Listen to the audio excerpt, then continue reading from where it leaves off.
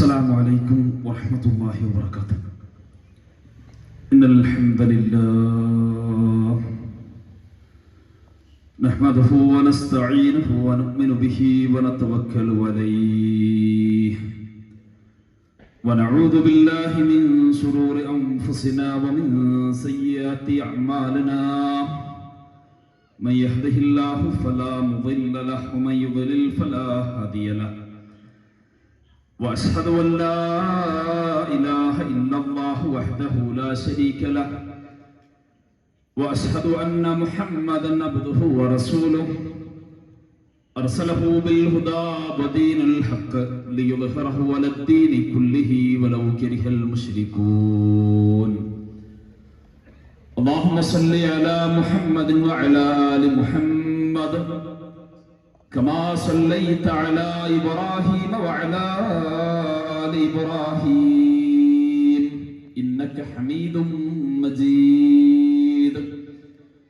اللهم بارك على محمد وعلى آل محمد كما باركت على إبراهيم وعلى آل إبراهيم إنك حميد مجيد.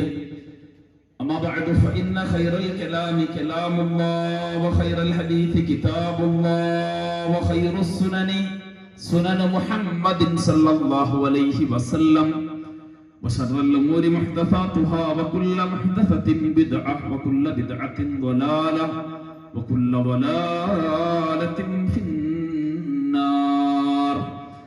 أعوذ بالله السميع العليم من الشيطان الرجيم. يا أيها الذين آمنوا اتقوا الله حق تقاته ولا تموتن إلا وأنتم مسلمون. يا أيها الناس اتقوا ربكم الذي خلقكم من نفس واحدة وخلق منها زوجها وبث منهما رجالا كثيرا ونساء واتقوا الله الذي تساءلون به والأرحام إن الله كان عليكم رقيبا. يا أيها الذين آمنوا اتقوا الله وقولوا قولا سديدا يصلح لكم أعمالكم ويغفر لكم ذنوبكم ومن يطع الله ورسوله فقد فاز فوزا عظيما. أعوذ بالله من الشيطان الرجيم. وأن المساجد لله فلا تدعوا مع الله أحدا. رب اشرح لي صدري ويسر لي أمري واحلل عقدة من لساني يفقهوا قولي. ഏറെ അഭിവന്ദരായ കേരള ദഅവത്തുൽ മുജാഹിദീന്റെ പ്രിയപ്പെട്ട നേതാക്കന്മാരെ,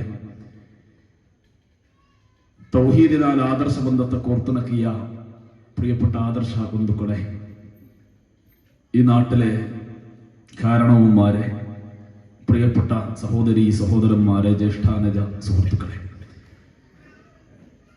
കേരള ദഅവത്തുൽ മുജാഹിദിന് കീഴിൽ സംസ്ഥാനത്ത് അങ്ങോളം ഇങ്ങോളം ഓരോ യൂണിറ്റുകളിലായി മണ്ഡലങ്ങളിലായി സജീവമായി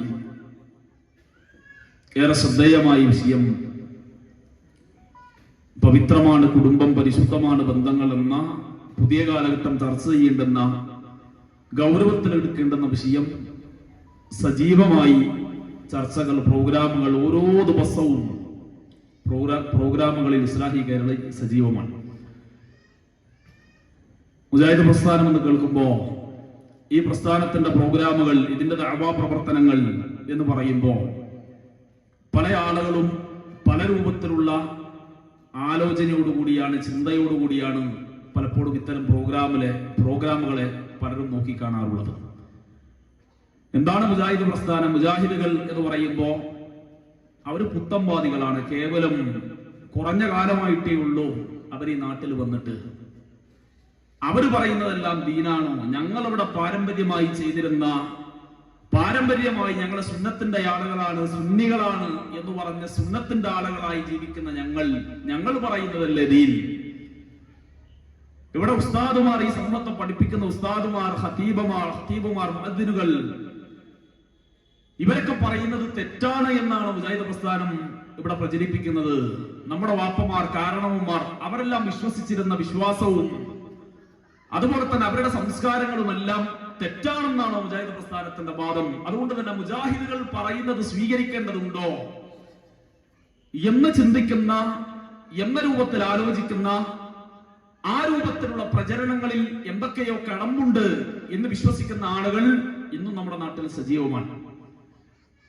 പഴയ കാലഘട്ടത്തിൽ ഉള്ളതിനേക്കാൾ കൂടുതൽ പല രൂപത്തിൽ പല സന്ദർഭത്തിൽ ബഹുമാന്യനായ എ പി അബ്ദുൽ ഖാദർ മൗലവി റഹിമഹുല്ലാഹ് പലപ്പോഴും പറയാറുള്ള ഒരു കാര്യം, കേരളത്തിലെ ഓരോ മുസൽമാനും ഒരു നിലക്കല്ലെങ്കിൽ മറ്റൊരു നിലക്ക് മുജാഹിദായിട്ടുണ്ട്. കേരളത്തിലെ ആദ്യത്തെ പണ്ഡിത സഭയായ തൃശൂർ ജില്ലയിലെ കൊടുങ്ങല്ലൂരിലെ ഏറിയാടിൽ നിന്ന് 1924 പ്രവർത്തനം ആരംഭിച്ച വക്കം അബ്ദുൽ ഖാദർ മൗലവി ആദ്യത്തെ പ്രസിഡന്റായി പ്രവർത്തനം തുടങ്ങിയ കേരളത്തിലെ ആദ്യത്തെ പണ്ഡിത സഭ കേരള ജമിയത്തുൽ ഉലമ അഹ്ലുസ് സുന്നത്തി വൽ ജമാഅ എന്ന് പറയുന്ന കേരളത്തിലെ ആദ്യത്തെ മുസ്ലിം പണ്ഡിത സഭയിൽ നിന്ന് തുടങ്ങി. ഇന്ന് 2025 കഴിഞ്ഞ വർഷം 100 വർഷം പൂർത്തിയാക്കി. ഈ പറയുന്ന 2025 നവംബർ മാസം 16-ാം തീയതി കോഴിക്കോട് കടപ്പുറത്ത് വെച്ച് കേരള ജമിയത്തുൽ ഉലമയുടെ 100-ാം വാർഷികത്തിന്റെ സമാപന സമ്മേളനം നടക്കാനിരിക്കുകയാണ്. കേരളത്തിൽ മറ്റേതു പ്രസ്ഥാനങ്ങളെക്കാൾ കൂടുതൽ, മറ്റേതു സംഘടനകളെക്കാൾ കൂടുതൽ ചരിത്രപരമായും ആദർശത്തിന്റെ വിഷയത്തിലും പാരമ്പര്യം ശക്തമായ രൂപത്തിൽ പ്രഖ്യാപിക്കാൻ കഴിയുന്ന പ്രസ്ഥാനമാണ് ഈ പ്രസ്ഥാനത്തിന്റെ പണ്ഡിതന്മാരും നേതാക്കന്മാരും ഇതിന്റെ ചരിത്രവും. 1924 കേരള ജമിയത്തുൽ ഉലമ അഹ്ലുസ് സുന്നത്തി വൽ ജമാഅ എന്നതിൽ നിന്ന് തുടങ്ങി 1950 കേരള നദവത്തുൽ മുജാഹിദീൻ എന്ന ബഹുജന പ്രസ്ഥാനമായി മുജാഹിദ് പ്രസ്ഥാനം മാറി. പിന്നീട് മുജാഹിദ് സ്റ്റുഡൻസ് മൂവ്മെന്റും ഇത്തിഹാദ് ശുബാനുൽ മുജാഹിദീൻ എന്നീ യുവജനങ്ങൾക്ക് വേണ്ടിയുള്ള സംവിധാനവും മുസ്ലിം ഗേൾസ് മൂവ്മെന്റും എന്ന് തുടങ്ങി എല്ലാ രംഗത്തുള്ളവർക്കും പ്രവർത്തിക്കാനുള്ള വിശാലമായ പ്ലാറ്റ്ഫോം മുജാഹിദ് പ്രസ്ഥാനത്തിന്റെ കീഴിൽ ഒരുങ്ങി. 1924 ഇവിടെ ഉദ്ഘാടന ഭാഷണത്തിൽ സൂചിപ്പിക്കുകയുണ്ടായി.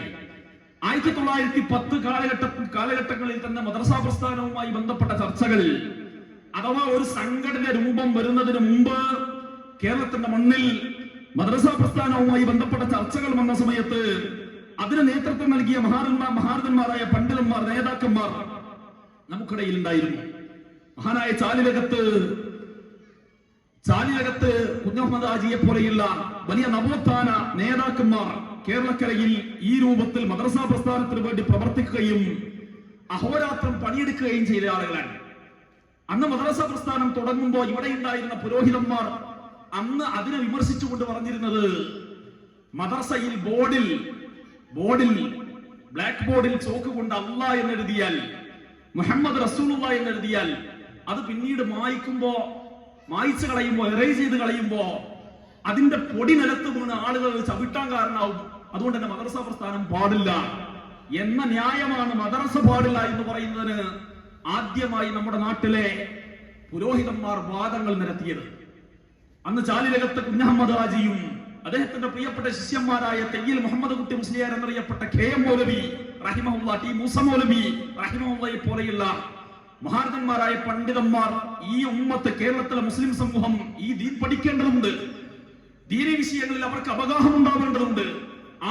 ആ രൂപത്തിൽ എല്ലാ നിലക്കും അവർ വളരേണ്ടതുണ്ട് എന്ന വിശാലമായ ആശയം മുന്നിൽ കണ്ടുകൊണ്ട് മദ്രസ പ്രസ്ഥാനം കൊണ്ടുവന്ന സമയത്ത് ഇവിടെ ഉണ്ടായിരുന്ന പൗരോഹിത്യം അതിനെതിരെ പാട്ടുപാടി ഗദ്യങ്ങളിലൂടെ, പദ്യങ്ങളിലൂടെ പോലും വിമർശിക്കുകയുണ്ടായി എന്ന് ഇന്നും അവരുടെ ഈ രൂപത്തിലുള്ള ലേഖന സമാഹാരങ്ങളിലൂടെ നമുക്ക് വായിച്ചെടുക്കാൻ കഴിയും. അന്ന് അവർ പാടിയത്, ഇബ്ലീസ് മദ്രസ ഇട്ടു ഫീ അർദില്ല നാടാകദീൻ നടത്തി ലഅനത്തുല്ലാഹ് മിമുല്ലി മദ്രസത്തുൻ വ മീമു ജഹന്നമി ഒന്നാണ് ചങ്ങാതി ബിലാതബഹുമി. മൂസാ നബിക്കെതിരായി പണ്ടൊരു മൂസ, ഇന്ന് ഇസ്ലാമിനെതിരാണ് ഇന്ന് കുഞ്ഞി മൂസ. മദ്രസ പ്രസ്ഥാനം തുടങ്ങിയതിന്റെ പേരിൽ മദ്രസയുടെ മീം ജഹന്നമിന്റെ മീമാണെന്ന് പറഞ്ഞ് അതിനെ പരിചയപ്പെടുത്തി. മാത്രമല്ല മൂസ മൗലവി റഹിമഹുല്ലാഹ് ചാലിലികത്തെ കുഞ്ഞഹമ്മദ് ഹാജിയുടെ ശിഷ്യനായി കേരളക്കരയിൽ മദ്രസ പ്രസ്ഥാനത്തിന് അതിന്റെ തുടക്കത്തിന് വേണ്ടി വളർച്ചയ്ക്ക് വേണ്ടി മുന്നിൽ നയിച്ച മഹാനായ പണ്ഡിതൻ. അന്ന് അദ്ദേഹം അത് തുടങ്ങിയപ്പോ അദ്ദേഹത്തെ ഉപമിക്കുന്നത് മൂസാ നബി അലൈഹി സ്വലാത്തു വസ്സലാമിനെതിരെ ഫിർഔൻ എന്ന് കച്ചകെട്ടി ഇറങ്ങിയ രൂപത്തിൽ മദ്രസ പ്രസ്ഥാനം, ഈ ദീൻ, ഈ സമൂഹം പഠിക്കണമെന്ന് പറഞ്ഞ കാരണത്താൽ മൂസാ നബിക്കെതിരായി പണ്ടൊരു മൂസ, ഇന്ന് ഇസ്ലാമിനെതിരാണ് ഇന്ന് കുഞ്ഞി മൂസ എന്ന് പറഞ്ഞ് ഫിർഔനുമായി ബന്ധപ്പെട്ട് മൂസ മൗലവി റഹിമഹുള്ളയെ ഉപമപ്പെടുത്തിയ ഈ രൂപത്തിൽ പോലും ദീൻ പഠിക്കുന്ന വിഷയത്തിൽ പിന്തിരിപ്പം നിലപാട് സ്വീകരിച്ച സമസ്തക്കാർ ഇന്ന് പലപ്പോഴും ഊറ്റം കൊള്ളും. ഞങ്ങൾക്കാണ് കേരളത്തിൽ ഏറ്റവും കൂടുതൽ മദ്രസകൾ, ഒരുപാട് വിദ്യാഭ്യാസ സ്ഥാപനങ്ങൾ ഞങ്ങൾക്കുണ്ട്, ഞങ്ങളതുമായി ബന്ധപ്പെട്ട സജീവമായ പ്രവർത്തനങ്ങളിലാണ് എന്ന് ഇന്ന് ഊറ്റം കൊള്ളുന്ന ആളുകൾ ഒരു കാലഘട്ടത്തിൽ ഇത്തരം സംവിധാനങ്ങളെ എതിർത്തവരായിരുന്നു എന്ന് ചരിത്രം പഠിക്കുന്ന ഏതൊരു മനുഷ്യനും ബോധ്യമാകും. ഇങ്ങനെ പരിശോധിച്ചാൽ ഓരോ രംഗങ്ങളിലും ഓരോ മേഖലകളിലും ഇന്ന് പലപ്പോഴും അവർ ആവേശത്തോടു കൂടി പറയാറുണ്ട്, നമ്മുടെ നാട്ടിലെ പുരോഹിതന്മാർ സ്ത്രീകളുടെ വിദ്യാഭ്യാസവുമായി ബന്ധപ്പെട്ട മേഖലയിൽ അതിന്റെ വഴിയിൽ ഞങ്ങളാണ് മുന്നിൽ. ഏറ്റവും കൂടുതൽ ഇംഗ്ലീഷ് പഠിപ്പിക്കുന്ന കോളേജുകൾ, സ്ത്രീകളെ കയ്യക്ഷരം പഠിപ്പിക്കുന്ന കോളേജുകൾ അത് സമസ്തക്കാണുള്ളത് എന്ന ആവേശം കൊള്ളുന്ന ആളുകൾ. 1926 പ്രവർത്തനം ആരംഭിച്ച സംഘടന അവരും 100ാം വാർഷികത്തിനുള്ള കച്ചകെട്ടി 2026 കാസർഗോഡ് ജില്ലയിൽ അതിന്റെ 100ാം വാർഷികത്തിന് വേണ്ടി അണിയറ പ്രവർത്തനങ്ങളിലാണ്. സ്ത്രീകൾക്ക് അക്ഷര വിദ്യാഭ്യാസം ആ വിഷയത്തിൽ ഊറ്റം കൊള്ളുന്ന സമസ്തക്കാർ ഒരു കാലഘട്ടത്തിൽ സ്ത്രീകളുടെ അക്ഷര വിദ്യാഭ്യാസവുമായി ബന്ധപ്പെട്ട് പറഞ്ഞത് 1930 കോഴിക്കോട് മീൻചന്തയിൽ സമസ്തയുടെ സംസ്ഥാന സമ്മേളനം കൂടിയപ്പോ അന്ന് മുശാവറ ചേർന്ന് പണ്ഡിതന്മാർ ഒരുമിച്ച് ഫത്വ ഇറക്കിയത് സ്ത്രീകൾ കയ്യക്ഷരം പഠിക്കൽ മക്റൂഹാണ്, തഹ്രീമിന്റെ കറാഹത്താണ്, വെറുക്കപ്പെട്ടതാണ്, ഹറാമാണ് എന്നെഴുതി വെച്ച ഫത്വകൾ ഇന്നും നമുക്ക് കാണാം. അവിടെ ഈ പ്രസ്ഥാനത്തിന്റെ മഹാരന്മാരായ നേതാക്കന്മാർ, പണ്ഡിതന്മാർ ഇടപെട്ടു. മുജാഹിദ് പ്രസ്ഥാനത്തിന്റെ ശക്തമായ പ്രവർത്തനം മൂലം വലിയ മാറ്റം എല്ലാ രംഗങ്ങളിലും, വിദ്യാഭ്യാസ മേഖലയിൽ, സാമൂഹിക മേഖലയിൽ, രാഷ്ട്രീയ മേഖലകളിലടക്കം സ്വാതന്ത്ര്യ സമരത്തിന്റെ കാലഘട്ടത്തിൽ ഈ നാട്ടിൽ കോൺഗ്രസ് എന്ന് പറയുന്ന പ്രസ്ഥാനത്തിന്റെ കൂടെ മുസ്ലിങ്ങൾ ചേരാൻ പാടില്ല. കാരണം ഇവിടെയുള്ള ബ്രിട്ടീഷുകാർ അവർ ക്രൈസ്തവരാണ്, നസാറാക്കളാണ്, അഹ്ലി കിതാബിന്റെ ആളുകളാണ്. അപ്പൊ അതുകൊണ്ട് തന്നെ മുസ്ലിം ഉമ്മത്തിന് കൂറുവേണ്ടത് ബ്രിട്ടീഷുകാരോടാണ് എന്ന് അന്നത്തെ സമസ്തയുടെ പ്രസിഡന്റ് അടക്കം സംസാരിക്കുകയും എഴുതി വെക്കുകയും ചെയ്തത് അവരുടെ ലേഖനങ്ങളിൽ ഇന്നും നമുക്ക് വായിച്ചെടുക്കാൻ കഴിയും. അവിടെയും മുജാഹിദ് പ്രസ്ഥാനത്തിന്റെ പണ്ഡിതന്മാർ, നേതാക്കന്മാർ ഇടപെട്ടു, സംസാരിച്ചു. ഇന്ത്യൻ രാഷ്ട്രീയത്തിൽ, കേരളീയ രാഷ്ട്രീയത്തിൽ ഓരോ രംഗങ്ങളിലും KPCCയുടെ 10ാമത്തെ പ്രസിഡന്റിന്റെ പേര് പരിശോധിച്ചാൽ മുഹമ്മദ് അബ്ദുറഹ്മാൻ സാഹിബ് എന്ന മഹാനായ മനീഷിയെ ചരിത്രത്തിൽ നമുക്ക് വായിച്ചെടുക്കാൻ കഴിയും.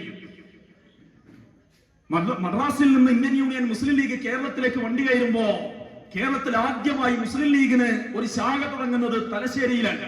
അതുപോലെ തന്നെ പിന്നീട് മലപ്പുറം ജില്ലയിലെ തിരൂരങ്ങാടിയിൽ മുസ്ലിം ലീഗിന് ശാഖ തുടങ്ങിയപ്പോൾ അതിന്റെ 1ാമത്തെ പ്രസിഡന്റിന്റെ പേര് തയ്യിൽ മുഹമ്മദ് കുട്ടി മുസ്ലിയാർ എന്നറിയപ്പെട്ട KM മൗലവി റഹിമഹുള്ളയായിരുന്നു. പിന്നീട് തിരൂർക്കാട്ടിൽ മുസ്ലിം ലീഗിന് ഒരു യൂണിറ്റ് ശാഖ തുടങ്ങിയപ്പോ അതിന്റെ പ്രസിഡന്റിന്റെ പേര് മഹാനായ K ഉമർ മൗലവി എന്നായിരുന്നു. ഈ രൂപത്തിൽ എല്ലാ മേഖലയിലും ഈ മഹാന്മാരായ പണ്ഡിതന്മാരുടെ, ഈ പ്രസ്ഥാനത്തിന്റെ നേതാക്കന്മാരുടെ, ഇതിന്റെ പ്രവർത്തകന്മാരുടെ വിശാലമായ കയ്യൊപ്പുകൾ ഒരു മനുഷ്യനും നിഷേധിക്കാൻ കഴിയാത്ത രൂപത്തിൽ ചരിത്രത്തിൽ നമുക്ക് വായിച്ചെടുക്കാൻ കഴിയും എന്നത് വലിയ യാഥാർത്ഥ്യമാണ്. ഇസ്ലാമിക ചരിത്രത്തിന്റെ തങ്കലിപികളിൽ ആലേപനം ചെയ്യാൻ കഴിയുന്ന രൂപത്തിൽ വിശുദ്ധ ഖുർആനിൽ, പ്രവാചക സുന്നത്തിൽ മുബാഹലയുമായി ബന്ധപ്പെട്ട ഒരു ചർച്ച കാണാം. മുബാഹല പലപ്പോഴും നമ്മൾ വേണ്ട രൂപത്തിൽ ചർച്ച ചെയ്യാത്ത, അല്ലെങ്കിൽ നമ്മുടെ സമൂഹത്തിൽ ഒരു കാലഘട്ടത്തിൽ ചർച്ചയാവുകയും ഇന്ന് ഈ സന്ദർഭത്തിൽ പലപ്പോഴും പല ആളുകളും ആ വാക്കിനെ കുറിച്ച് വേണ്ട അവബോധമില്ലാത്തവരായിരിക്കും. മുബാഹല എന്ന് പറഞ്ഞാൽ 2 സംഘങ്ങൾ തമ്മിൽ ഒരു അഭിപ്രായ വ്യത്യാസം, ഒരു തർക്കമുണ്ടാകുമ്പോ അതിൽ ഏറ്റവും അവസാനമായി തീർപ്പ് കൽപ്പിക്കുക മുബാഹലയിലൂടെയാണ്, അഥവാ ശാപപ്രാർത്ഥന എന്നാണ് ആ അറബി വാക്കിനർത്ഥം. ശാപപ്രാർത്ഥന. 2 വിഭാഗവും പരിശുദ്ധ ദീനിന്റെ പേരിൽ, ഇസ്ലാമിന്റെ പേരിൽ 2 അഭിപ്രായം സ്വീകരിച്ച 2 ആളുകൾ പൊതുസമൂഹത്തിൽ പബ്ലിക്കായി കടന്നു വരിക, എന്നിട്ട് പരസ്പരം അങ്ങോട്ടും ഇങ്ങോട്ടും ശാപപ്രാർത്ഥന നടത്തുക. ഏത് വിഭാഗമാണോ സത്യം പറയുന്നത് ആ വിഭാഗം സത്യം പറയുന്ന ആളുകൾ വിജയിക്കുകയും ആ സത്യത്തിനെതിരെ നിലകൊള്ളുന്ന ആളുകൾ അല്ലാഹു സുബ്ഹാനഹു വ തആലയുടെ ശിക്ഷയ്ക്ക് പാത്രമാവുകയും ചെയ്യുമെന്ന് പരസ്യമായി കുടുംബസമേതം വന്ന് ഭാര്യയെയും മക്കളെയും കുടുംബക്കാരെയും ഒരുമിച്ച് ചേർത്ത് പരസ്യമായി ഒരു വേദിയിൽ നിന്ന് പരസ്പരം അങ്ങോട്ടും ഇങ്ങോട്ടും ശാപപ്രാർത്ഥന നടത്തുന്ന വിഷയം പരിശുദ്ധ ഖുർആനിൽ റസൂലുള്ളാഹി സ്വല്ലല്ലാഹു അലൈഹി വസല്ലം തങ്ങളുടെ അടുക്കലേക്ക് ഒരിക്കൽ നജ്റാനിൽ നിന്ന് ഒരു ക്രൈസ്തവ ദൗത്യ സംഘം കടന്നു വന്നു. റസൂലുള്ളാഹിനോട് അവർ റിസാലത്തുമായി ബന്ധപ്പെട്ട വിഷയത്തിൽ, പ്രവാചകന്റെ പ്രവാചകത്വവുമായി ബന്ധപ്പെട്ട വിഷയത്തിൽ വിശാലമായ ചർച്ചകളും സംവാദങ്ങളും സംസാരങ്ങളും നടത്തി. റസൂലുള്ളാഹി സ്വല്ലല്ലാഹു അലൈഹി വസല്ലം തങ്ങൾ പ്രവാചകരാണ് എന്ന് ആ ക്രൈസ്തവ പാതിരിമാർക്ക് ബോധ്യപ്പെട്ടു. എന്നാൽ അവർ പരിശുദ്ധ ഇസ്ലാം ദീൻ സ്വീകരിക്കാൻ തയ്യാറായില്ല. ആ സന്ദർഭത്തിലാണ് റസൂലുള്ളാഹി സ്വല്ലല്ലാഹു അലൈഹി വസല്ലം തങ്ങൾക്ക് വഹി ഇറങ്ങി, പ്രവാചകരെ, നിങ്ങൾ അവരെ മുബാഹലക്ക് വേണ്ടി പരസ്യമായി ശാപപ്രാർത്ഥനയ്ക്ക് വേണ്ടി വെല്ലുവിളിക്കുക. നജറാനിൽ നിന്ന് കടന്നു വന്ന ആ ക്രൈസ്തവ ദൗത്യ സംഘം ആവേശത്തോടു കൂടി ആ വെല്ലുവിളി ഏറ്റെടുത്തു. ആ സന്ദർഭത്തിൽ അതിന്റെ വിധികൾ, വിലക്കുകൾ വഹീന്റെ അടിസ്ഥാനത്തിൽ പടച്ചറബ് പഠിപ്പിച്ചു. കേവലം 2 ആളുകൾ മാത്രം വന്നാ പോരാ, 2 വിഭാഗത്തിൽ നിന്നും അവരുടെ ഭാര്യമാരും കുട്ടികളും ആ സമൂഹം മുഴുവനും പരസ്യമായി വരണം, പരസ്പരം അങ്ങോട്ടും ഇങ്ങോട്ടും, എന്നിട്ട് മുബാഹല നടത്തണം. അങ്ങനെ ക്രൈസ്തവർ ഏറ്റെടുത്തോടുകൂടി റസൂലുള്ളാഹി സ്വല്ലല്ലാഹു അലൈഹി വസല്ലം തങ്ങൾ അതിന് ദിവസം നിർണയിച്ചു, സ്ഥലം നിർണയിച്ചു, സമയം നിർണയിച്ചു. പ്രവാചകൻ അലി റളിയല്ലാഹു അൻഹുവിനെയും ഫാത്തിമ റളിയല്ലാഹു അൻഹയെയും പ്രവാചകന്റെ പേരക്കുട്ടികളായ ഹസൻ, ഹുസൈൻ റളിയല്ലാഹു അൻഹുമ കുടുംബത്തെയും കൂട്ടി ആ സ്ഥലത്തേക്ക് ആ സന്ദർഭത്തിൽ നിശ്ചയിച്ച സമയത്ത് പുറപ്പെട്ടു. എന്നാൽ മുബാഹലയുടെ ദിവസമായപ്പോ പല മുടന്ത ന്യായങ്ങളും പറഞ്ഞ് ആ ക്രൈസ്തവ ദൗത്യ സംഘം അതിൽ നിന്ന് പിന്മാറി. കാരണം അവർക്കറിയാം മുഹമ്മദ് ബിൻ അബ്ദുല്ലാ പ്രവാചകനാണ്, അന്തിമ ദൂതനാണ് സല്ലല്ലാഹു അലൈഹി വസല്ലം, റസൂലുള്ളാഹി പ്രവാചകനാണെന്ന് അവർക്കറിയാം. അതുകൊണ്ട് തന്നെ വഹയ്യുള്ള ഒരു പ്രവാചകൻ ഒരു സമൂഹത്തിനെതിരെ പ്രാർത്ഥിച്ചാൽ അല്ലാഹു സുബ്ഹാനഹു വ തആല ആ പ്രാർത്ഥന സ്വീകരിക്കും. അല്ലാഹു അങ്ങനെ പ്രാർത്ഥന സ്വീകരിച്ചാൽ പിന്നീട് നസാറാക്കളുടെ അവസ്ഥ വളരെ ദാരുണമായിരിക്കും എന്ന ബോധ്യം അവർക്കുണ്ടായത് കൊണ്ട് തന്നെ അവർ ഈ മുബാഹലയിൽ നിന്ന് പിന്മാറി. അഥവാ അന്ന് ആ മുബാഹല നടന്നില്ല എന്നർത്ഥം. അവിടെ നിന്നങ്ങോട്ട് ഇസ്ലാമിക ചരിത്രം പരിശോധിച്ചാൽ പിന്നീട് പരസ്യമായി മുബാഹല നടക്കുന്നത് 1989 മലപ്പുറം ജില്ലയിലെ കൊടിയത്തൂരിൽ 1989 മെയ് 29-നാണ്. റസൂലുള്ളാഹി സ്വല്ലല്ലാഹു അലൈഹി വസല്ലം തങ്ങൾ ഖാതമുൻ നബിയെ, അന്തിമ പ്രവാചകൻ, അവസാന ദൂതനാണ് മുഹമ്മദ് നബി സല്ലല്ലാഹു അലൈഹി വസല്ലം തങ്ങൾ എന്നതാണ് മുസ്ലിം ഉമ്മത്തിന്റെ വിശ്വാസം. അശ്ഹദു അല്ലാ ഇലാഹ ഇല്ലല്ലാഹ് വ അശ്ഹദു അന്ന മുഹമ്മദർ റസൂലുള്ളാഹ് എന്ന് പ്രഖ്യാപിക്കൽ ഒരു മുസ്ലിമിന്റെ ഇസ്ലാമികവുമായി ബന്ധപ്പെട്ട് ഷഹാദത്തുമായി ബന്ധപ്പെട്ട ഏറ്റവും അടിസ്ഥാനപരമായതാണ്. എന്നാൽ മിർസാ ഗുലാം അഹമ്മദ് ഖാദിയാനി എന്ന് പറയുന്ന ഒരു മനുഷ്യൻ കള്ളപ്രവാചകത്വം വാദിച്ച് കടന്നു വന്നപ്പോ മുസ്ലിം ഉമ്മത്ത് അവർ മുബാഹലക്ക് വേണ്ടി വെല്ലുവിളിച്ചു. റസൂലുള്ളാഹി സ്വല്ലല്ലാഹു അലൈഹി വസല്ലം തങ്ങളുടെ അടുക്കൽ നജറാനിൽ നിന്ന് ക്രൈസ്തവ ദൗത്യ സംഘം വരികയും സത്യം സ്വീകരിക്കാതിരിക്കുകയും ചെയ്തപ്പോൾ പ്രവാചകൻ വെല്ലുവിളിച്ച പോലെ മുസ്ലിം ഉമ്മത്ത് ഖാദിയാനികളെ വെല്ലുവിളിച്ചു. ഈ രൂപത്തിൽ ഖാദിയാനികൾ 1989 മെയ് മാസം 29-ാം തീയതി രാവിലെ 9:30 ഈ ഖാദിയാനികളും അതുപോലെ തന്നെ ഖാദിയാനികളുടെ വിഭാഗവും മുസ്ലിം ഉമ്മത്തും ഒരു വേദിയിൽ കൊടുങ്ങല്ലൂരിൽ പരസ്യമായി വേദിയിൽ ഒരുമിച്ച് കൂടി. അന്ന് മുസ്ലിം ഉമ്മത്തിന് നേതൃത്വം നൽകിയത് ബഹുമാന്യനായ കേരള നദുവത്തുൽ മുജാഹിദിന്റെ ജനറൽ സെക്രട്ടറിയും കേരള ജമിയത്തുൽ ഉലമയുടെ പ്രസിഡന്റുമായിരുന്ന, കുറച്ചു മാസങ്ങൾക്ക് മുമ്പ് അള്ളാഹുവിന്റെ ആലംഘനീയമായി വിധിക്കുത്തരം നൽകി റബ്ബിലേക്ക് യാത്രയായ ബഹുമാന്യനായ എം മുഹമ്മദ് മദനി റഹിമഹുല്ലാഹയായിരുന്നു. പ്രവാചകന്റെ കാലഘട്ടത്തിൽ അന്ന് നടക്കാതെ പോയ മുബാഹല പിന്നീട് ഇസ്ലാമിക ചരിത്രത്തിൽ പരസ്യമായി നടക്കുന്നത് 1989 കൊടിയത്തൂരിലാണ്. ഈ രൂപത്തിൽ നമ്മൾ ഇസ്ലാമിക ചരിത്രം, അതുപോലെ തന്നെ ഓരോ വ്യക്തികളുടെ ചരിത്രം, സാമൂഹികമായ ചരിത്രം, രാഷ്ട്രീയമായ ചരിത്രം എടുത്ത് പരിശോധിച്ചാൽ എല്ലാ രംഗത്തും ഈ പ്രസ്ഥാനത്തിന്റെ നേതാക്കന്മാരുടെയും പ്രവർത്തകന്മാരുടെയും ഇതിന്റെ പണ്ഡിതന്മാരുടെയും അകമടിഞ്ഞ സേവനങ്ങളെ നമുക്ക് വായിച്ചെടുക്കാൻ കഴിയും. അതുകൊണ്ട് തന്നെ പ്രിയമുള്ളവരെ, സാന്ദർഭികമായി ആമുഖമായി മുജാഹിദ് പ്രസ്ഥാനം എന്ന് പറയുമ്പോ അതെന്തെങ്കിലും ഒരു പുതിയ വാദം ഇവിടെ ഉണ്ടാക്കിയ, അല്ലെങ്കിൽ സമൂഹവുമായി ചേർന്ന് നിൽക്കാത്ത ഒരു പുത്തൻവാദ പ്രസ്ഥാനമല്ല. റസൂലുള്ളാഹി സ്വല്ലല്ലാഹു അലൈഹി വസല്ലം തങ്ങൾക്ക് 23 വർഷക്കാലം വഹീന്റെ സന്ദേശം റസൂലുള്ളാഹി ജിബ്രീൽ അലൈഹിസ്സലാത്തു വസ്സലാം മുഖേന വഹി ഇറങ്ങി. ആ മഹിതമായ സന്ദേശം പ്രവാചകൻ തന്റെ ജീവിതം കൊണ്ട് നമുക്ക് കാണിച്ചു തന്നു. പ്രവാചകനിൽ നിന്ന് റസൂലുള്ളാഹിന്റെ ജീവിതത്തെ നമ്മൾ പലപ്പോഴും പഠിക്കുക ഹദീസിന്റെ താളുകളിൽ. പ്രവാചകന്റെ ഖൗല് അഥവാ പ്രവാചകന്റെ വാക്കുകൾ, അതുപോലെ തന്നെ പ്രവാചകന്റെ ഫിഅല്, റസൂലുള്ളാഹിന്റെ പ്രവർത്തനങ്ങൾ, അതുപോലെ തന്നെ തഖലീദ്, റസൂലുള്ളാഹിന്റെ അനുവാദം, ഖൗല്, ഫിഅല്, അതുപോലെ തന്നെ റസൂലുള്ളാഹിന്റെ അനുവാദം, ഈ 3 വിഷയങ്ങളാണ് ഏറ്റവും ആധികാരികമായി, ഏറ്റവും അടിസ്ഥാനപരമായി പ്രവാചകന്റെ ജീവിതം മനസ്സിലാക്കാൻ നമ്മൾ ഓരോരുത്തരും പഠിക്കുകയും മനസ്സിലാക്കുകയും ചെയ്യുന്ന വിഷയം. ഇവിടെ നാം ആലോചിക്കേണ്ടത് റസൂലുള്ളാഹിന്റെ വാക്കിനേക്കാൾ കൂടുതൽ, റസൂലുള്ളാഹി അനുവാദം നൽകിയതിനേക്കാൾ കൂടുതൽ റസൂലുള്ളാഹിന്റെ ഫിഅലുകളാണ്, പ്രവർത്തനങ്ങളാണ് ഹദീസിന്റെ താളുകളിൽ നമുക്ക് വായിച്ചെടുക്കാൻ കഴിയുക. അഥവാ റസൂലുള്ളാഹി തന്റെ ജീവിതം കൊണ്ട് ദീൻ എന്താണ് എന്ന് ശക്തമായ രൂപത്തിൽ ഈ ഉമ്മത്തിനെ പഠിപ്പിച്ചു. ആ മഹിതമായ സന്ദേശത്തെ മഹാനായ പ്രവാചകൻ സല്ലല്ലാഹു അലൈഹി വസല്ലം തങ്ങളിൽ നിന്ന് സ്വഹാബത്ത് സ്വീകരിച്ചു, താബീഈങ്ങളും തബഉ താബീഈങ്ങളും സ്വീകരിച്ചു. സച്ചരിതരായ ആദ്യത്തെ 3 നൂറ്റാണ്ടുകാർ റസൂൽ പറഞ്ഞല്ലോ, ഖൈറുൻ നാസു ഖർനി, ഏറ്റവും നല്ല സമൂഹം എന്നാൽ, ഏറ്റവും നല്ല തലമുറ എന്നാൽ ഖർനി, അതെന്റെ തലമുറയാണ്, എന്റെ കാലഘട്ടമാണ്, ഞാനും എന്റെ സ്വഹാബത്തും അടങ്ങുന്ന കാലഘട്ടമാണ്. സുമ്മല്ലദീന യലൂനഹും, പിന്നീട് അതിനുശേഷമുള്ളവരാണ്, അവരെയാണ് നമ്മൾ താബീഈങ്ങൾ എന്ന് വിളിക്കപ്പെടുക. അതുപോലെ തന്നെ പ്രവാചകൻ വീണ്ടും വിശദീകരിച്ചു, സുമ്മല്ലദീന യലൂനഹും, അതിനുശേഷമുള്ളവരാണ് തബഉ താബീഈങ്ങൾ.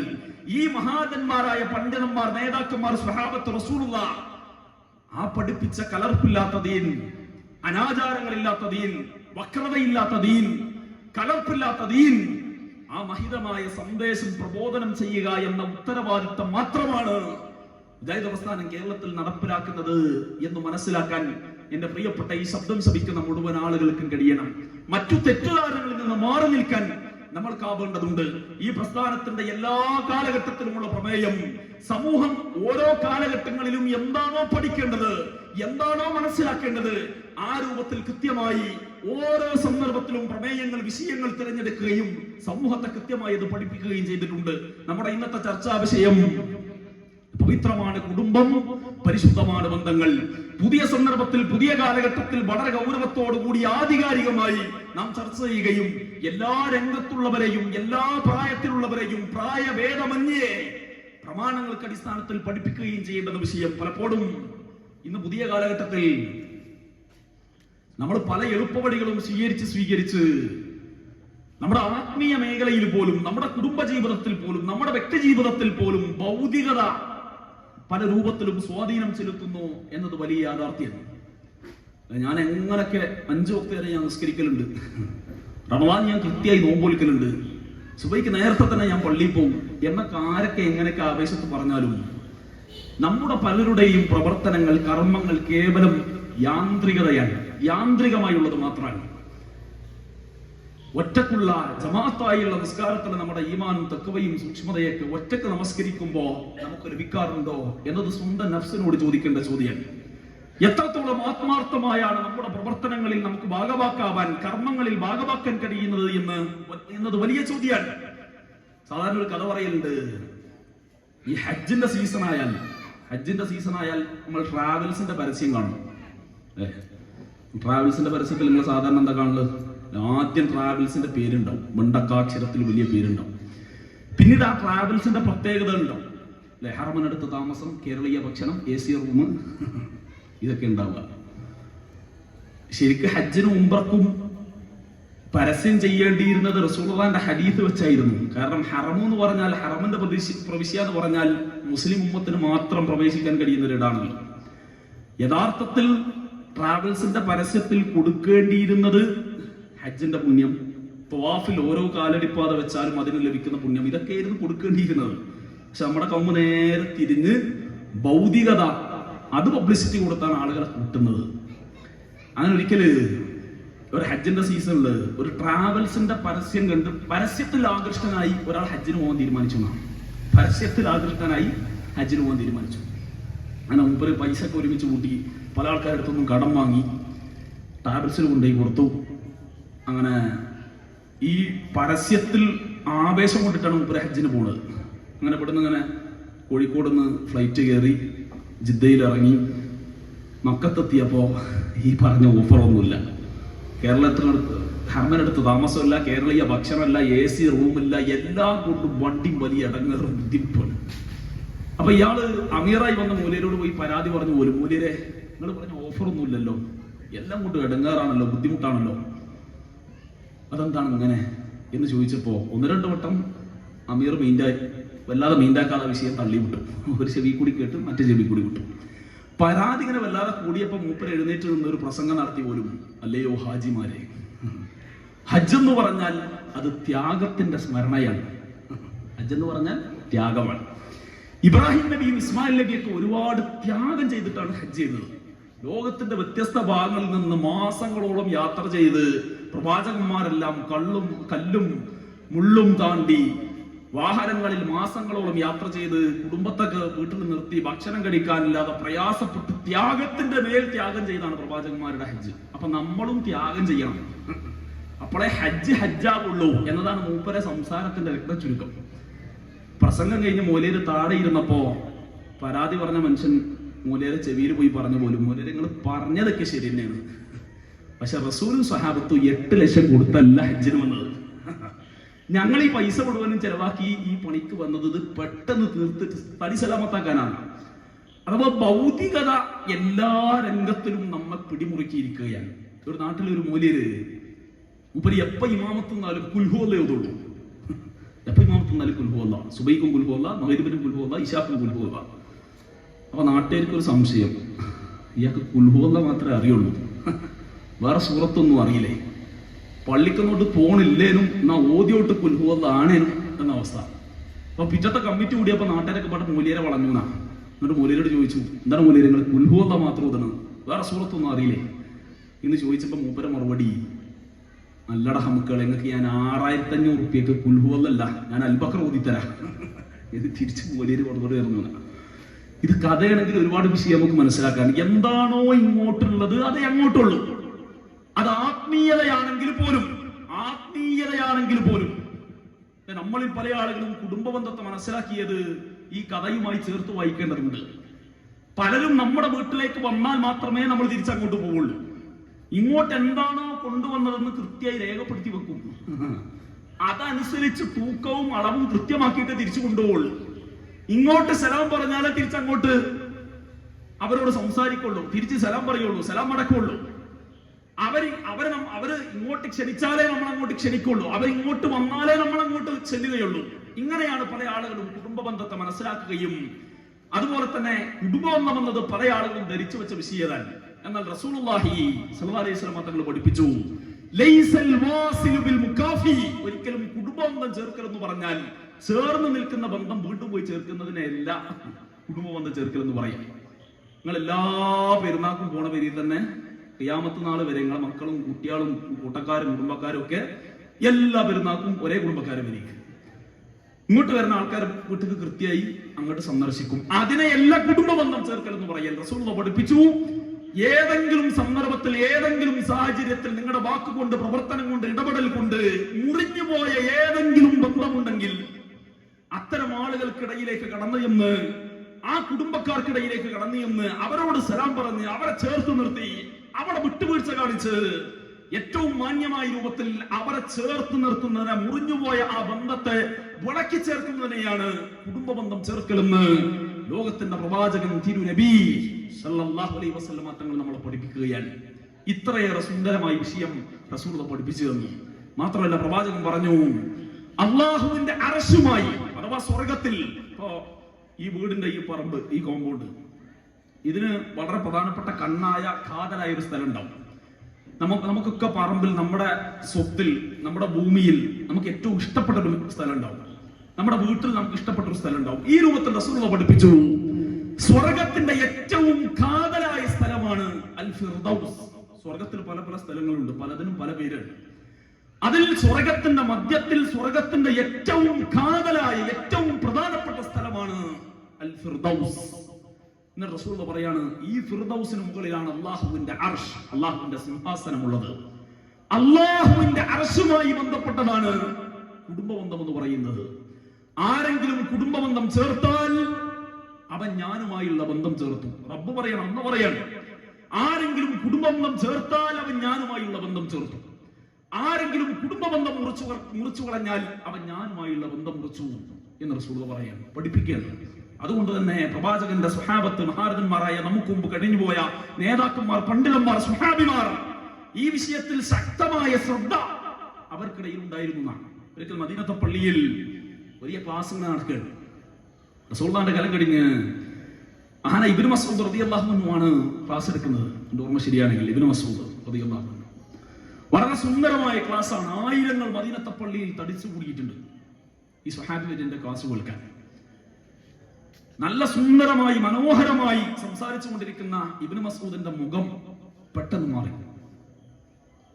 അദ്ദേഹത്തിന് ദേഷ്യം വന്നു, മുഖം ചുവന്നു, കണ്ണ് ചുവന്നു. അദ്ദേഹം ആക്രോശിച്ചു എന്നാണ്, ഇറങ്ങിപ്പോടാ എന്ന സദസ്സിനെ നോക്കി പറഞ്ഞത്. ആൾക്കാർക്ക് കാര്യം മനസ്സിലായില്ല. രണ്ടാമത് വീണ്ടും പറഞ്ഞു, ഇറങ്ങിപ്പോടാ. രണ്ടാമത് അതേ സംസാരം. സ്വഹാബത്ത് മുഴുവനും അങ്കലാപ്പിലായി, കാര്യം മനസ്സിലായില്ല ആൾക്കാർക്ക്. മൂന്നാമതും ഇതേ സംസാരം, ഇറങ്ങിപ്പോടാ എന്നാണ് മൂന്നാമതും ആവർത്തിച്ചത്. മൂന്നാമതും ഇത് പറഞ്ഞപ്പോ ആ സദസ്സിന്റെ ഏറ്റവും പുറകിൽ നിന്നൊരു മനുഷ്യൻ എഴുന്നേറ്റ് തിരിഞ്ഞോടിയെന്നാണ്. ക്ലാസ് കഴിഞ്ഞിട്ട് സ്വഹാബത്ത് ഇബ്നു മസ്ഊദിനോട് ചോദിച്ചു, നിങ്ങൾ എന്തുകൊണ്ടാണ് അങ്ങനെ പെരുമാറാൻ കാരണം എന്താണ് എന്ന ചോദ്യത്തിന് മഹാനായ സ്വഹാബി വര്യൻ നൽകിയ മറുപടി, എന്റെ ഖലീൽ മുഹമ്മദ് നബി സല്ലല്ലാഹു അലൈഹി വസല്ലമ തങ്ങളിൽ നിന്ന് ഞാൻ കേട്ടിട്ടുണ്ട്, കുടുംബബന്ധം മുറിച്ച ഒരുത്തൻ ഒരു സദസ്സിൽ ഉണ്ടെങ്കിൽ അള്ളാഹുവിന്റെ റഹ്മത്തിന്റെ മാലാഖമാർ ആ സദസ്സിലേക്ക് ഇറങ്ങി വരൂല. അതുകൊണ്ട് തന്നെ എന്റെ സദസ്സിൽ അങ്ങനെ ഒരുത്തൻ ഇരിക്കുന്നത് എനിക്ക് ഇഷ്ടമല്ല. അത് ഈ സദസ്സായാലും അങ്ങനെ തന്നെ. ഞാൻ ഇബ്നു മസ്ഊദ് അല്ലാത്തോണ്ട്, നിങ്ങളൊക്കെ സ്വഹാബത്ത് അല്ലാത്തോണ്ട് ഇറങ്ങിപ്പോടാ എന്ന് ഞാൻ പറഞ്ഞില്ല. നിങ്ങൾ സ്വന്തമായിട്ട് സ്വന്തം നഫ്സിനോട് ചോദിക്കുക. ഇത്തരം സന്ദർഭത്തിൽ നമ്മുടെ വിശ്വാസം മുസ്ലിമായി, മുഅ്മിനായി, ഇസ്ലാമിക പാരമ്പര്യത്തിലാണ് നാം എന്ന് പറയുന്ന നമ്മൾ ഓരോരുത്തരും ഇത്തരം സംഗമങ്ങളിലെങ്കിലും പങ്കെടുക്കാനുള്ള അർഹത നമുക്കുണ്ടോ എന്ന ചിന്ത ഗൗരവത്തോടു കൂടി നമ്മുടെ മനസ്സിലേക്ക് കടന്നു വരണം. നമ്മുടെ കുടുംബം ഞങ്ങളെ ചേർത്തു നിൽത്താൻ നമുക്ക് കഴിയണം. മനുഷ്യരാണ്, തെറ്റുകൾ സ്വാഭാവികമാണ്. മനുഷ്യൻ സാമൂഹിക ജീവിയാണ്, തെറ്റുപറ്റാത്തവരായി ആരുമില്ല. റസൂൽ പറഞ്ഞല്ലോ, കുല്ലു ഇബ്ന ആദമ ഖത്താഉൻ, ആദമിന്റെ എല്ലാ സന്തതികളും തെറ്റുകാരാണ്. എത്ര കൊല്ലം ഞാൻ ജീവിച്ചിട്ട് ഞാനൊരു തെറ്റും ചെയ്തിട്ടില്ല എന്ന് പറയാൻ പറ്റുന്ന ആൾക്കാർ ആരുമില്ല. നമ്മുടെ മലപ്പുറം ഭാഷയെ പറഞ്ഞ അത്ര വലിയ സുജായികള് ആരുമില്ല. മനുഷ്യ ജീവിതത്തിൽ തെറ്റുകൾ സ്വാഭാവികമാണ്. അങ്ങനെ തെറ്റുകൾ വന്നുപോയാൽ നമ്മുടെ വാക്കുകൊണ്ടോ പ്രവർത്തനം കൊണ്ടോ ചിലപ്പോൾ നമ്മൾ തന്നെ പലതും പല സന്ദർഭത്തിലും പറഞ്ഞു പോയിട്ടുണ്ടാവും. അസ്ഥാനത്ത് കയറി അഭിപ്രായം പറഞ്ഞിട്ടുണ്ടാവും. പറഞ്ഞു കഴിഞ്ഞാൽ ചിലപ്പോൾ അമ്മക്കെന്നെ തോന്നുമ്പോ വേണ്ടില്ലേനു ഇന്ന് നമുക്കെന്നെ തോന്നും. കുറ്റബോധം. ഈ രൂപത്തിൽ നമ്മൾ സാമൂഹിക ജീവിയാണ്. സ്വാഭാവികമായും വ്യത്യസ്ത പെരുമാറ്റത്തിന്, വ്യത്യസ്ത സംസ്കാരത്തിന് ഉടമകളാണ് നമ്മൾ. അറബിയിലൊരു ചൊല്ലുണ്ട്, അജ്നാസു അജ്നാസുൻ. മനുഷ്യരെന്ന് പറഞ്ഞാൽ അന്നാസ്, മനുഷ്യന്മാരെന്ന് പറഞ്ഞാൽ അജ്നാസുൻ, വ്യത്യസ്ത തരക്കാരാണ്. ഓരോരുത്തരുടെയും സ്വഭാവം വ്യത്യസ്തമാണ്. അതുകൊണ്ട് തന്നെ നമ്മുടെ ഇടപെടൽ കൊണ്ട്, പെരുമാറ്റം കൊണ്ട് ആർക്കെങ്കിലും, നമ്മുടെ കുടുംബക്കാർക്ക്, നമ്മുടെ രക്തബന്ധങ്ങൾക്ക് വല്ല പ്രശ്നവും വന്നിട്ടുണ്ടെങ്കിൽ അവരുടെ അടുക്കലേക്ക് കടന്നു ചെന്ന് ആ ബന്ധത്തെ ഏറ്റവും ആത്മാർത്ഥമായി ചേർത്ത് നിർത്താൻ പ്രിയമുള്ളവരെ നമുക്ക് ഓരോരുത്തർക്കും കഴിയേണ്ടതുണ്ട് എന്നർത്ഥം. അതുകൊണ്ട് തന്നെ ഈ വിഷയം വളരെ ഗൗരവത്തിൽ നമ്മൾ എടുക്കുകയും കുടുംബ ബന്ധത്തെ കുറിച്ച് നമ്മൾ ചർച്ച ചെയ്യുമ്പോൾ ഏറ്റവും പ്രാഥമികമായി ഈ വിഷയത്തെ ഗൗരവത്തിൽ ഏറ്റെടുക്കാൻ നമുക്ക് കഴിയണം. ഇന്ന് പലപ്പോഴും നേരിട്ട് കണ്ടാൽ മിണ്ടാത്ത സ്വന്തം ബാപ്പയും മക്കളും തമ്മിൽ മിണ്ടാതെ നടക്കുന്ന, ജ്യേഷ്ഠന്മാരോട് മിണ്ടാതെ നടക്കുന്ന, അനിയന്മാരോട് മിണ്ടാതെ നടക്കുന്ന, സ്വന്തം ഉമ്മയോട് സംസാരിക്കാത്ത, പെങ്ങളോട് സംസാരിക്കാത്ത ഭൗതികതയുടെ പേരിൽ സ്വത്ത് ഭാഗം വെക്കുമ്പോൾ ഒരു കല്ല് അങ്ങോട്ടോ ഇങ്ങോട്ടോ മാറിയതിന്റെ പേരിൽ, ചെറിയ ചെറിയ പ്രശ്നങ്ങൾക്ക് പേരിൽ ദുനിയാവിന്റെ സ്വാർത്ഥതയുടെ പുറത്ത് തെറ്റി നിൽക്കുന്ന പല കുടുംബങ്ങളും നമ്മൾക്കിടയിൽ സജീവമാണ്. ഞാൻ ആലപ്പുഴ ജില്ലയിൽ കളക്ടറേറ്റ് പള്ളിയിൽ ഖുതുബ പറയുന്ന കാലത്ത് ഇതേ രൂപത്തിൽ ഖുതുബ ഇങ്ങനെ പറഞ്ഞുകൊണ്ടിരിക്കുമ്പോ ഇപ്പൊ ഇബ്നു മസ്ഊദിന്റെ ഈ സംഭവം പറഞ്ഞു. നമ്മൾ ആവേശം കയറി ഞാൻ ഖുതുബയാണല്ലോ സംസാരിച്ചിങ്ങനെ പ്രസംഗിച്ച് എഴുന്നേൽക്കണം ഓടാ പുറത്ത് എന്ന് പറഞ്ഞപ്പോ മൂന്നാമത് പറഞ്ഞപ്പോ ഇതേപോലെ ഒരു മനുഷ്യൻ രണ്ടാമത്തെ സ്വപ്നം നീറ്റും. അപ്പൊ ആളുകൾ മുഴുവൻ പിടിച്ചിരുത്തി. ഖുതുബ ഇങ്ങനെ നടക്കുകയാണല്ലോ, നമ്മുടെ ആവേശത്തിന്റെ പുറത്ത് അങ്ങനെ പറയാണ്. ആൾക്കാർ എഴുന്നേൽക്കൂല എന്ന് തന്നെ നമ്മളും ധാരണ. പക്ഷെ മൂപ്പര് എഴുന്നേറ്റു. മൂപ്പര മനസ്സിന് ആ വിഷയം കൊണ്ടു. ആൾക്കാർ പിടിച്ച് ഇരുത്താൻ പറഞ്ഞു. ഞാൻ ഇരിക്കൂല എന്ന് പറഞ്ഞ് അദ്ദേഹം പള്ളിയുടെ പുറകിൽ അവിടെ പോയി നിന്ന് പിന്നെ പള്ളിയുടെ പുറത്തുനിന്ന് മൂപ്പര് നിസ്കരിച്ചത്.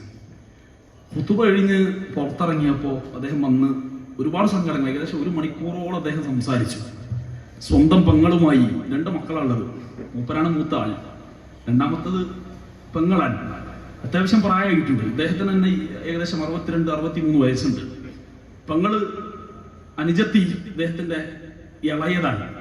വർഷങ്ങളായി 5-6 വർഷമായി നേരിട്ട് കണ്ടിട്ട് സംസാരിച്ചിട്ട് സ്വത്തിന്റെ പേരിൽ തെറ്റിയാൽ ഇദ്ദേഹത്തിന് സഹിക്കാൻ കഴിയുന്നില്ല. അങ്ങനെ ഈ മനുഷ്യൻ എറണാകുളം ജില്ലയിലാണ്, അദ്ദേഹം ജീവിക്കുന്ന ആലപ്പുഴയാണ്, എറണാകുളം ജില്ലയിലാണ് പെങ്ങൾ താമസിക്കുന്നത്. പല വിഷയങ്ങൾ അദ്ദേഹം സംസാരിച്ചു. അദ്ദേഹം അവസാനം നീയത്തെടുത്ത് പ്രതിജ്ഞ ചെയ്തിട്ട് അടുത്തുനിന്ന് പോയത്, വസിയത്ത് സ്വീകരിച്ചാ പോയത്. പക്ഷെ ഞാൻ എന്റെ പെങ്ങളടുത്ത് ചെല്ലും, സംസാരിക്കും എന്ന നീയത്തോടു കൂടി പോയി. 2 ആഴ്ച കഴിഞ്ഞ് അദ്ദേഹം വീണ്ടും വന്ന് കെട്ടിപ്പിടിച്ച് സംസാരിച്ചു, സലാമൊക്കെ തന്നു. മൗലവി ഞാൻ പോയി സംസാരിച്ചു, വലിയ റാഹത്തായി. പിറ്റത്തെ ആഴ്ച വ്യാഴാഴ്ച ഞാൻ ഖുതുബക്ക് വേണ്ടി നോട്ട് തയ്യാറാക്കുന്ന സമയത്ത് കോള് വന്നു. അസ്സലാമു അലൈക്കും, ഇന്നാ ലില്ലാഹി വ ഇന്നാ ഇലൈഹി റാജിഊൻ. ഈ മനുഷ്യൻ അള്ളാഹുവിന്റെ ആലംഘനീയമായ വിധിക്കുത്തരം നൽകി റബ്ബിലേക്ക് യാത്രയായി. അവസാന സന്ദർഭത്തിൽ, ജീവിതത്തിന്റെ ഏറ്റവും അവസാന സന്ദർഭത്തിൽ ആ മുറിഞ്ഞുപോയ ബന്ധത്തെ അദ്ദേഹം ചേർത്ത് നിർത്തുകയും അള്ളാഹുവിന്റെ ഉത്തരം നൽകി അള്ളാഹുവിലേക്ക് യാത്രയാവുകയും ചെയ്തു. നമ്മളിൽ പല ആളുകളുടെയും അവസ്ഥ ഇതാണ്. എപ്പോ എങ്ങനെ ഏത് രൂപത്തിൽ അള്ളാഹുവിന്റെ വിധിക്കുത്തരം നൽകി തിരിച്ച് പോകാൻ എപ്പോ മലക്കുൽ മൗത്ത് നമ്മൾ തേടി വരും എന്ന് കൃത്യമായി പറയാൻ പ്രായഭേദമന്യേ പറയാൻ കഴിയാത്തവരാണ് നാം. നമ്മുടെ തൊണ്ടക്കുഴയിൽ നിന്ന് റൂഹ് മലക്കുൽ മൗത്ത് വലിച്ചൂരി കൊണ്ടുപോകുന്നതിന് മുമ്പ് ഏതെങ്കിലും രംഗത്തിൽ, ഏതെങ്കിലും മേഖലയിൽ തെറ്റി നിൽക്കുന്ന കുടുംബമുണ്ടെങ്കിൽ അത് നന്നാക്കാൻ നമുക്ക് കഴിയണം. പലപ്പോഴും ബാപ്പ അങ്ങനെ മരിച്ചാൽ ജീവിതത്തിൽ ആ മനുഷ്യൻ പല ആൾക്കാരെ അടുപ്പിച്ചിട്ടുണ്ടാവില്ല. നമ്മളെ മുജാഹിദ് മഹല്ലുകളിൽ പോലും, മുജാഹിദ് പള്ളിയിൽ പോലും സാധാരണ നമ്മൾ കാണാറുണ്ട്, വാപ്പ മരിച്ചാൽ മകൻ ഇങ്ങനെ മൈക്കെടുക്കും. എന്നിട്ട് വിതുമ്പുന്ന ചുണ്ടുകളോടുകൂടി മകൻ പറയും, എന്റെ വാപ്പയാണ് മരിച്ചത്, ഉപ്പയാണ്. സമൂഹത്തിൽ സജീവമായി ഇടപെട്ട മനുഷ്യനാണ്. അതുകൊണ്ട് തന്നെ നിങ്ങളോട് വാക്കുകൊണ്ടോ പ്രവൃത്തി കൊണ്ടോ എന്തെങ്കിലും അദ്ദേഹത്തിന്റെ ഭാഗത്തുനിന്ന് എന്തെങ്കിലും ന്യൂനത വന്നു പോയിട്ടുണ്ടെങ്കിൽ നിങ്ങൾ വിട്ടുപുറത്ത് മാപ്പാക്കി കൊടുക്കണം കേട്ടോ എന്ന് മക്കളെ ഇങ്ങനെ പറയും. ആരാണത് പഠിപ്പിച്ചത് എന്ന് ചോദിച്ചാൽ ഒരു തെളിവുമില്ല. റസൂൽ പറഞ്ഞു അങ്ങനെ. അല്ലാണ്ട് റസൂൽ സല്ലല്ലാഹു അലൈഹി വസല്ലമ തങ്ങൾ ഒരു മയ്യത്ത് കൊണ്ടുവന്ന് വെച്ചാൽ റസൂൽ ഒറ്റ ചോദ്യം ചോദിച്ചിട്ടുള്ളൂ. പ്രവാചകൻ ചോദിച്ച ചോദ്യം, ഈ മയ്യത്തിന് കടണ്ടോന്നാണ്, ഇവൻ കടക്കാരനാണോ എന്ന് റസൂൽ ചോദിക്കും. കടക്കാരനാണെന്ന് പറഞ്ഞാൽ റസൂൽ ആരോടെങ്കിലും ആ കടം ഏറ്റെടുക്കാൻ ആവശ്യപ്പെടും. ആരെങ്കിലും അത് ഏറ്റെടുത്താൽ റസൂൽ ആ മയ്യത്തിന് വേണ്ടി മയ്യത്ത് നമസ്കാരത്തിന് നേതൃത്വം നൽകും. ഈ ആരും ഏറ്റെടുത്തെങ്കിൽ റസൂൽ അതിൽ നിന്ന് മാറി നിൽക്കും. സ്വഹാബത്തിന് നമസ്കരിക്കാൻ അനുവാദം കൊടുക്കും. ഒറ്റ ചോദ്യം റസൂൽ ചോദിച്ചിട്ടുള്ളൂ, അത് കടവുമായി ബന്ധപ്പെട്ടാണ്. അല്ലാതെ മരിച്ചതിന് ശേഷം മക്കളുമായി വസീല നടത്തുന്ന ഒരു പണി, മക്കൾ വഴി പാപവും പ്രശ്നവും പുറത്തു കൊടുക്കുന്ന ഒരു വഴി, അത് ഇസ്ലാം പഠിപ്പിച്ചതല്ല. നമ്മുടെ ശരീരത്തിൽ നിന്ന് നമ്മുടെ വിധി അല്ലാഹു നടപ്പിലാക്കുന്നതിന് മുമ്പ് ഏതെങ്കിലും രൂപത്തിൽ തെറ്റിപ്പോയവരുണ്ടെങ്കിൽ അത് നന്നാക്കൽ ഓരോ വ്യക്തിയുടെയും ബാധ്യതയാണ് എന്ന ആത്മാർത്ഥമായി തിരിച്ചറിവ് പ്രിയമുള്ളവരെ നമുക്ക് ഓരോരുത്തർക്കും ഉണ്ടാകേണ്ടതുണ്ട്. ഈ രൂപത്തിൽ ഈ ബന്ധങ്ങളുടെ മേഖല വളരെ വിശാലമാണ്, പവിത്രമാണ് ബന്ധങ്ങൾ എന്ന് നമ്മൾ പറയുമ്പോ, എന്ന് നമ്മൾ ചർച്ച ചെയ്യുമ്പോ വിഷയം വളരെ വിശാലമാണ്. റസൂലുള്ളാഹിന്റെ ഇടപെടലും പെരുമാറ്റവും എല്ലാ രംഗത്തും ശ്രേഷ്ഠമായി ഹദീസിന്റെ താളുകളിൽ നമുക്ക് വായിച്ചെടുക്കാൻ കഴിയും. പ്രവാചകന്റെ ദാമ്പത്യ ബന്ധം, പ്രവാചകന്റെ വൈവാഹിക ജീവിതം ഏറ്റവും ശ്രദ്ധേയമാണ്. പലപ്പോഴും ഇന്ന് പുതിയ കാലഘട്ടത്തിൽ വിവാഹവുമായി ബന്ധപ്പെട്ട് വികലമായ പല ആശയങ്ങളും, വികലമായ ചിന്താഗതികൾ നമ്മൾ ചിന്തിക്കുന്നതിന്, ആലോചിക്കുന്നതിനപ്പുറത്ത് പലപ്പോഴും പുതിയ തലമുറ കുറച്ച് പ്രായം ചെന്ന ആളുകളെ മുടിയൊക്കെ നേർച്ചാൽ ഇന്ന് വിളിക്കുന്നത് തന്ത വൈബ് എന്നാണ്. അല്ലെ, തന്ത വൈബാണ്. നിങ്ങൾ തന്തായിട്ടുണ്ട്. തന്ത എന്ന് പറഞ്ഞാൽ നിങ്ങൾ അവിടെ ഇരുന്നോളി, നിങ്ങൾ ഞങ്ങളെ വിഷയത്തിൽ എന്ത് ചെയ്യേണ്ടില്ല, അഭിപ്രായം പറയേണ്ടതില്ല. എങ്ങനെ ജീവിക്കണമെന്ന് ഞങ്ങൾക്കറിയാം. എന്റെ ശരീരം എന്റെ അവകാശം, അതുകൊണ്ട് തന്നെ അതിൽ മാതാപിതാക്കൾ പോലും കൈകടത്തേണ്ടതില്ല എന്ന ആവേശത്തോടു കൂടി പ്രഖ്യാപിക്കുന്ന മുസ്ലിം മക്കളെ ജീവിക്കുന്ന ഒരു ചുറ്റുപാടില്ല നമ്മളുള്ളത്. വിവാഹം എന്ന് പറഞ്ഞാൽ ഒരു സുന്ദരമായ ആലോചനയും ചിന്തയും നമ്മുടെ മനസ്സിലുണ്ടായിരുന്നു. വ്യത്യസ്ത മേഖലയിൽ, 2 ചുറ്റുപാടുകളിൽ 2 സ്വപ്നങ്ങൾക്ക് വേണ്ടി ജീവിച്ചിരുന്ന 2 ആളുകൾ വിവാഹം എന്ന് പറയുന്ന സുന്ദരമായ കർമ്മത്തിലൂടെ അവർ ഒന്നാകുന്നു. അതോടുകൂടി അവരുടെ സ്വപ്നവും ആഗ്രഹവും അതുപോലെ തന്നെ അവരുടെ അഭിലാഷവും എല്ലാം ഒന്നായി മാറുകയാണ്. അതുകൊണ്ടാണ് പരിശുദ്ധ ഖുർആൻ വിവാഹത്തെ ഉപമപ്പെടുത്തിയത് ലിബാസുൽ ലക്കും വ അൻതും ലിബാസുൽ ലഹുന്ന. ഭാര്യ എന്ന് പറഞ്ഞാൽ ഭർത്താവിനും, ഭർത്താവ് എന്ന് പറഞ്ഞാൽ ഭാര്യയ്ക്കും വസ്ത്രസമാനമായ ധർമ്മം നിർവഹിക്കണമെന്ന് പരിശുദ്ധ ഖുർആൻ പഠിപ്പിച്ചു. എന്തുകൊണ്ടായിരിക്കും വസ്ത്രത്തെ ഉപമിക്കാൻ കാരണം? പ്രപഞ്ചത്തിൽ അള്ളാന്റെ ഭൂമിയിൽ നമ്മെ അത്ഭുതപ്പെടുത്തുന്ന എന്തെല്ലാം അത്ഭുതങ്ങൾ അള്ളാഹു സൃഷ്ടിച്ചു വെച്ചു. എന്നിട്ടും കേവലം വസ്ത്രത്തെയാണ് ഖുർആൻ വിവാഹത്തോട് ഉപയോഗിച്ച് മിസാലാക്കിയത്. എന്തുകൊണ്ട്? അത് വെറുതെ അങ്ങോട്ട് ഭൂമിച്ചതല്ല, വലിയ അർത്ഥതലങ്ങൾ ആ വാക്കിനുണ്ട്. നമ്മുടെ ശരീരത്തോട് ഏറ്റവും കൂടുതൽ ചേർന്ന് നിൽക്കുന്നത് നമ്മുടെ വസ്ത്രമാണ്. നമ്മുടെ ശരീരത്തെ അടുക്കിൽ നിന്ന് സംരക്ഷിക്കുന്നത് നമ്മുടെ വസ്ത്രമാണ്. നമ്മുടെ ശരീരത്തിന് നിറം പകരുന്നത് നമ്മുടെ വസ്ത്രമാണ്. നമ്മുടെ ശരീരത്തിന്റെ ന്യൂനതകൾ മറച്ചു വെക്കുന്നത് നമ്മുടെ വസ്ത്രമാണ്. എങ്ങനൊക്കെ കാണാൻ കൊള്ളാന്ന് പറഞ്ഞാലും, എങ്ങനൊക്കെ കാണാൻ മുഞ്ചുണ്ടെന്ന് പറഞ്ഞാലും, നമുക്ക് വസ്ത്രമല്ലെങ്കിൽ ഒന്നുകൂടാതെ അങ്ങാടി കൂടി നടന്ന നാട്ടുകാർ പറയും അവന് പിരാന്താണ്. വസ്ത്രം വളരെ പ്രധാനപ്പെട്ടതാണ്. ഈ രൂപത്തിൽ ഭാര്യ എന്ന് പറഞ്ഞാൽ ഭർത്താവിനും, ഭർത്താവ് എന്ന് പറഞ്ഞാൽ ഭാര്യയ്ക്കും വസ്ത്ര സമാനമായ ധർമ്മം നിർവഹിക്കണമെന്ന് പരിശുദ്ധ ഖുർആൻ ആയത്ത് പഠിപ്പിക്കുകയാണ്. മാത്രമല്ല അല്ലാഹുവിന്റെ അത്ഭുതങ്ങളിൽപ്പെട്ടതാണ് അൻ ഖലഖ ലക്കും മിൻ അൻഫുസികും അസ്വാജ ലിതസ്കുനൂ ഇലൈഹാ വജഅല ബൈനകും മവദ്ദതൻ വറഹ്മ. ആകാശം രാത്രി സമയത്ത് മാനത്തേക്ക് നമ്മൾ നോക്കിയാൽ അരിമണികൾ വിതറപ്പെട്ട പോലെ നക്ഷത്രങ്ങൾ, 10,000-കണക്കിന് നക്ഷത്രങ്ങൾ കൂട്ടിമുട്ടാത്ത അവസ്ഥയിൽ അള്ളാഹു നക്ഷത്രങ്ങളെ വലിയ അത്ഭുതമാക്കിയതുപോലെ, ചന്ദ്രനെ അള്ളാഹു വലിയ അത്ഭുതമാക്കിയതുപോലെ, സൂര്യനെ അള്ളാഹു വലിയ അത്ഭുതമാക്കിയതുപോലെ, ഗോളങ്ങളെ അള്ളാഹു വലിയ അത്ഭുതമാക്കിയതുപോലെ, ആകാശത്തെ അള്ളാഹു വലിയ അത്ഭുതമാക്കിയതുപോലെ, സമുദ്രത്തെ അള്ളാഹു വലിയ അത്ഭുതമാക്കിയതുപോലെ, പർവ്വതങ്ങളെ അള്ളാഹു വലിയ അത്ഭുതമാക്കിയതുപോലെ, അല്ലാഹുവിന്റെ അത്ഭുതങ്ങളിൽ, ദൃഷ്ടാന്തങ്ങളിൽപ്പെട്ടതാണ് അൻ ഖലഖ ലക്കും മിൻ അൻഫുസികും അസ്വാജ. ഭാര്യയും ഭർത്താവും തമ്മിലുള്ള ആ ദാമ്പത്യ ബന്ധം, ചേർന്ന് നിൽക്കൽ, ആ ഇണയുമായുള്ള ബന്ധം അല്ലാഹുവിന്റെ അത്ഭുതമാണ്. ലിതസ്കുനൂ ഇലൈഹാ, അത് ചേർന്ന് വന്നാൽ വജഅല ബൈനകും മവദ്ദതൻ വറഹ്മ, അല്ലാഹു അതിനിടയിൽ മവദ്ദത്തും റഹ്മത്തും നടക്കും. സ്നേഹവും കാരുണ്യവും സമാധാനവും ഔന്നത്യവും സന്തോഷവും പടച്ച റബ്ബ ബന്ധത്തിന്റെ ഇടയിൽ നടക്കുമെന്ന് പരിശുദ്ധ ഖുർആൻ നമ്മളെ പഠിപ്പിക്കുകയാണ്. ഇതൊരു ശ്രേഷ്ഠമായ മൂല്യമാണ്. പലപ്പോഴും വിവാഹ സദസ്സുകൾ അലങ്കോലമാക്കി ഹറാമിന്റെ കൂത്തരങ്ങാക്കി മാറ്റുന്ന പുതിയ വൈവാഹിക സമ്പ്രദായങ്ങൾ നമ്മൾ കാണുകയാണ്. പിയാപ്പിള വരിക, പുതിയന്റെ പെണ്ണുങ്ങളെ വീട്ടിൽ വരിക, ശവപ്പെട്ടിയിലാണ്. ശവപ്പെട്ടിയിലാണ്. ജീവിതത്തിൽ ഏറ്റവും നല്ല ഒരു മുഹൂർത്തം ഈ കൗമ ആഘോഷിക്കുന്നത്, ഈ ഉമ്മത്ത് ആഘോഷിക്കുന്നത്, റസൂലുള്ളാഹി ഏറ്റവും ലളിതമായി പഠിപ്പിച്ച ഈ ഒരു കർമ്മത്തെ പല ആളുകളും കാണുന്നത് ഈ രൂപത്തിലാണ്, വികലമായ രൂപങ്ങളിൽ. മുസ്ലിം വിവാഹ സദസ്സുകളിൽ പോലും മദ്യം വിളമ്പുന്ന തത്തമിട്ട മുസ്ലിം പെൺകുട്ടികളും ചെറുപ്പക്കാരും മദ്യം വിളമ്പി വിവാഹത്തെ ആഘോഷിക്കുന്ന സന്ദർഭങ്ങൾ നമ്മൾ കാണുകയാണ്. കോടികൾ, ഒരു കല്യാണം കഴിയുന്നതോടുകൂടി ചെറുക്കന് അല്ലെങ്കിൽ ആ കുടുംബത്തിന് വലിയ കടബാധ്യതകൾ, ഭീമമായ സംഖ്യ അവർക്ക് മുകളിൽ കുമിഞ്ഞുകൂടുന്ന ദാരിദ്ര്യത്തിന്റെ പടുകുഴിയിലേക്ക് ഒരു വിവാഹത്തോടുകൂടി ഒരു കുടുംബം കൂപ്പുകുത്തുന്ന പല സന്ദർഭങ്ങളും പല അവസ്ഥകളും നമ്മുടെ നാടുകളിൽ നിന്ന് നമ്മൾ വായിച്ചെടുക്കുകയാണ്. ഇതേ രൂപത്തിൽ തന്നെ വിവാഹം എന്ന് പറഞ്ഞാൽ നമ്മുടെ മനസ്സിൽ ഞാൻ ആദ്യം പറഞ്ഞ രൂപത്തിൽ ഒരു ആണും പെണ്ണും തമ്മിലുള്ളതായിരുന്നു ഈ കാലം അത്രയും വിവാഹം. എന്നാൽ ഇനി പുതിയ കാലഘട്ടത്തിൽ അങ്ങനെ മാത്രം മനസ്സിലാക്കിയാൽ പോരാന്നർത്ഥം. നല്ല താടി മീശക്കുള്ള ആചാനുബാബുവായ 2 മനുഷ്യന്മാർ, 2 ആണുങ്ങൾ വന്നിട്ട് ഞങ്ങൾ ഒരുമിച്ച് ജീവിക്കാൻ ആഗ്രഹിക്കുന്നു, ഞങ്ങൾ തമ്മിൽ ഇഷ്ടമാണ് എന്ന് 2 പുരുഷന്മാർ, 2 ആൺകുട്ടികൾ വന്ന് പറഞ്ഞാൽ, ആഹാ നിങ്ങൾ തമ്മിൽ കല്യാണം കഴിക്കുക, അപ്പൊ കുട്ടികളുണ്ടാവോ, കുടുംബം ഉണ്ടാവോ എന്ന ചോദ്യത്തിന് ഇനി പ്രസക്തിയില്ല. 2 സ്ത്രീകൾ, 2 പെൺകുട്ടികൾ വന്നുകൊണ്ട് ഞങ്ങൾ ഒരുമിച്ച് ജീവിക്കാൻ ആഗ്രഹിക്കുന്നു, ഞങ്ങൾ വൈവാഹിക ജീവിതത്തിലേക്ക് ഞങ്ങൾ പ്രവേശിക്കുന്നു, ഞങ്ങൾക്കൊരു പ്രശ്നമില്ല എന്ന് 2 പെൺകുട്ടികൾ വന്ന് പറഞ്ഞാൽ അതിനെ എതിർക്കാൻ 9 മാസവും 10 ദിവസവും ഗർഭം ചുമന്ന തന്റെ സ്വന്തം മാതാവിനടക്കം അവകാശമില്ലാത്ത ഒരു സമകാലിക ഇന്ത്യയുടെ സാഹചര്യത്തിലാണ് നമ്മളുള്ളത്. അങ്ങനെ ആരെങ്കിലും സംസാരിച്ചാൽ ആ മാതാവിനെതിരെ, ആ പിതാവിനെതിരെ, സ്വന്തം കുടുംബത്തിനെതിരെ നിയമ നടപടിയെടുക്കാൻ സാധ്യതയുള്ള ഒരു പുതിയ സമകാലിക അന്തരീക്ഷത്തിലാണ് നാം മുന്നോട്ട് പോകുന്നത്. മറ്റു ചോദ്യങ്ങൾക്കൊന്നും പ്രസക്തിയില്ലാത്ത സന്ദർഭം.